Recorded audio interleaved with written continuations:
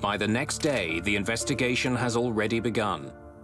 Bill Taylor and Diane Rochelot of Canada's Aviation Safety Bureau are among the first investigators at the scene. I was a junior mechanical engineering at the time. I had been working for Transport Canada for a year. Going to the field for the first time was very exciting. It was new. It was a major aircraft. Once we got into the fuel quantity indicating system, I actually left Diane to deal with the specifics of the computer system. First, Bill Taylor needs to confirm what everyone has been telling him, that the plane is out of fuel. Investigators drained the tanks, collecting less than 17 gallons of fuel. The 767 can hold almost 24,000 gallons.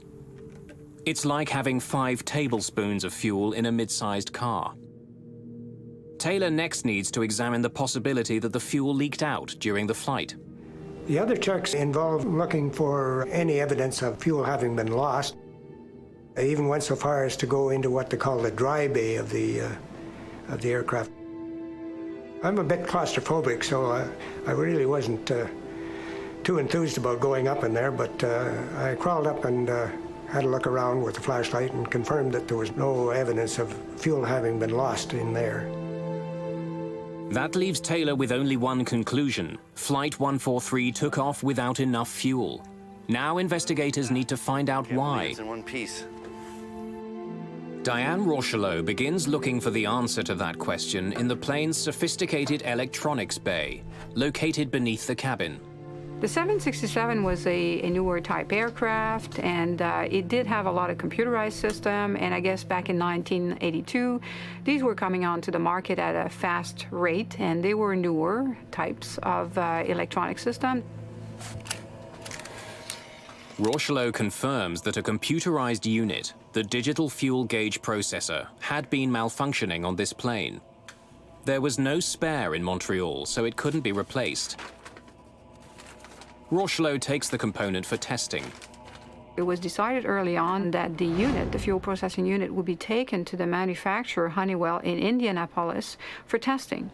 And I was tasked with taking the unit. So we went through all the testing procedure, and then at one point we did discover that there was a malfunction with the unit.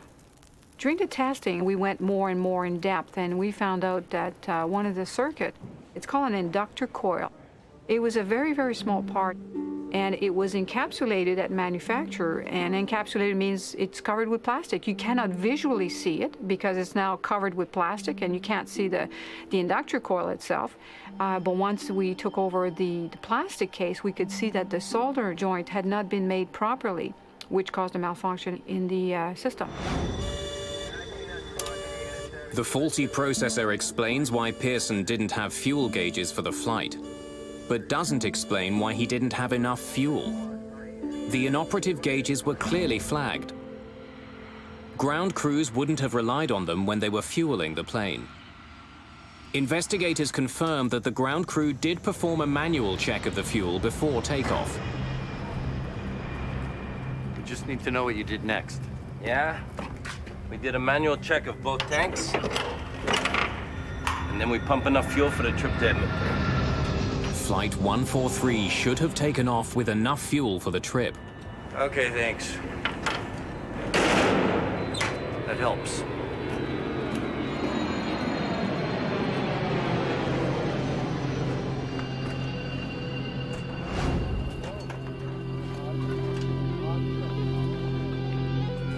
Investigators now have to figure out how one of the world's most advanced jetliners took off with half the fuel necessary for its flight.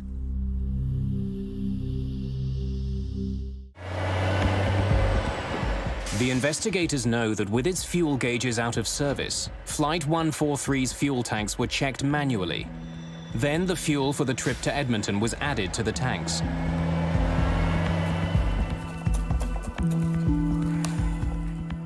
But before the plane could be given more fuel, a crucial calculation had to be carried out.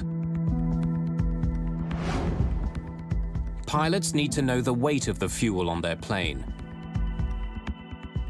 But fuel trucks pump jet fuel by volume.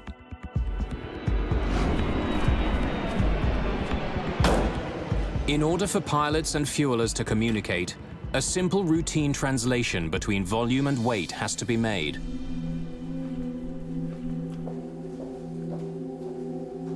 Thank you.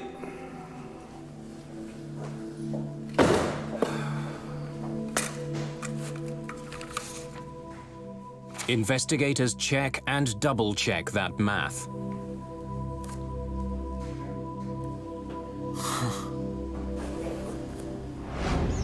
The fueling records from the day of the accident provide the answers they've been looking for.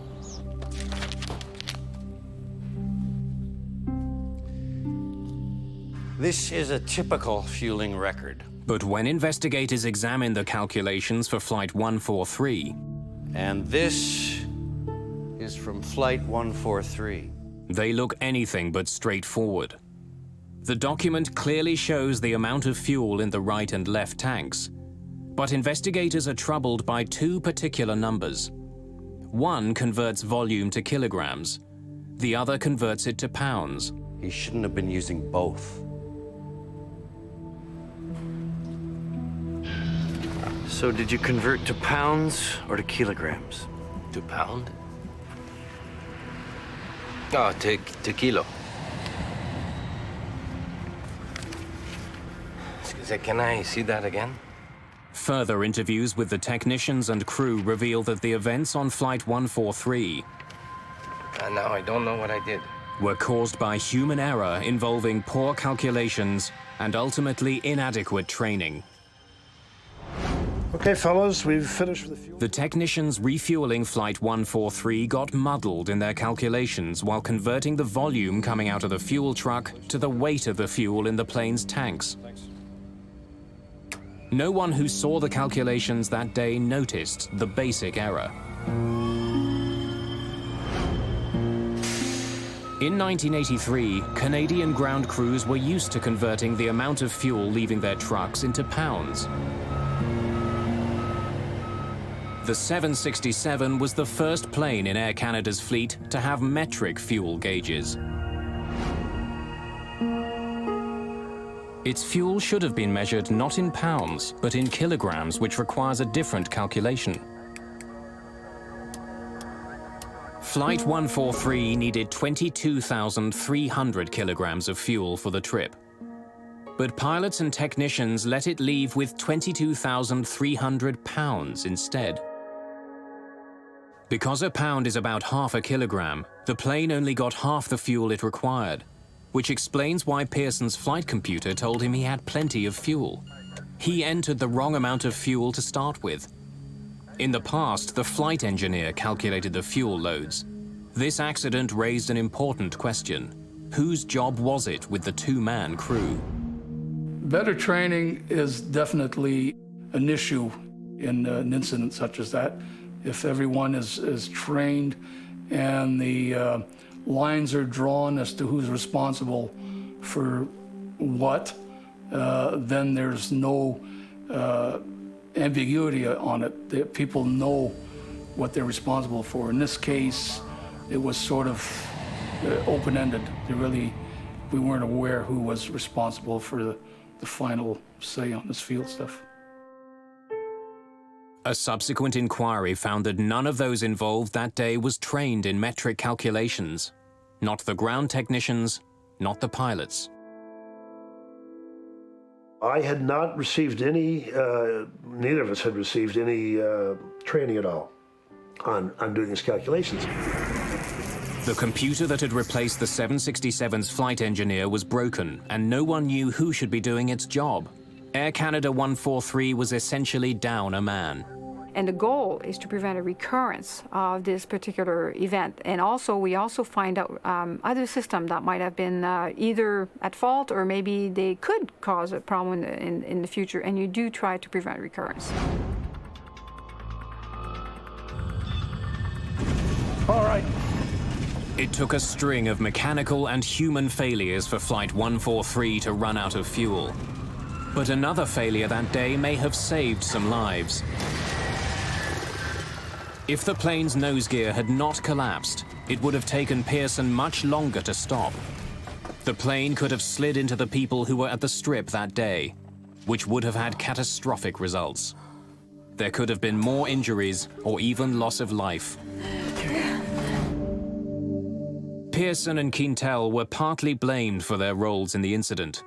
A government inquiry recommended that Air Canada re-evaluate the training of flight crews and ground technicians in metric fuel conversions. It also recommended that the airline keep more spare parts, such as fuel gauge processors. Rick Dion retired in 2003 after a long career as Air Canada's coordinator of maintenance control. First Officer Maurice Quintel was promoted to captain in 1989. Captain Bob Pearson went on to fly 10 more years for Air Canada, his experience at Gimli shaping the rest of his career as a commercial pilot. This experience affected me mostly by making me more relaxed as a pilot, giving me the feeling that as much as I've trained for all those years, that there's always that question about how you're going to perform when the chips are down, and I now have the feeling that no matter what, as long as an aircraft stayed together, I would get it safely back on the ground. And so it's been a relaxing experience. It's the knowledge that you know under stress you can perform. Before that, you don't know. You just hope you will, and you train for it, but you never know. With the things that they had to deal with was magnificent. I think that got proven in the simulator in Vancouver. They tried out this same circumstances with several crews, and they all crashed. Probably the most important thing that came out of it was a realization that when something new is introduced, special attention and training needs to be accomplished for people to be aware what they're dealing with. When we had landed and the airplane was all in one piece, I thought, wow, I got another chance to fly again. Because of a tragedy like that, once you take your deck of cards and fire it in the air, you're truly free. And I guess from that point of view, Gimli I find it very difficult to say, but Gimli was maybe almost the best thing that ever happened to me, next to meeting my wonderful wife and marrying her. 2 days after the landing at Gimli, Air Canada's 767 was back in the air on its way to Winnipeg for repairs. A quarter century later, that same plane is still in service, and it still carries the nickname that Bob Pearson earned it, the Gimli Glider.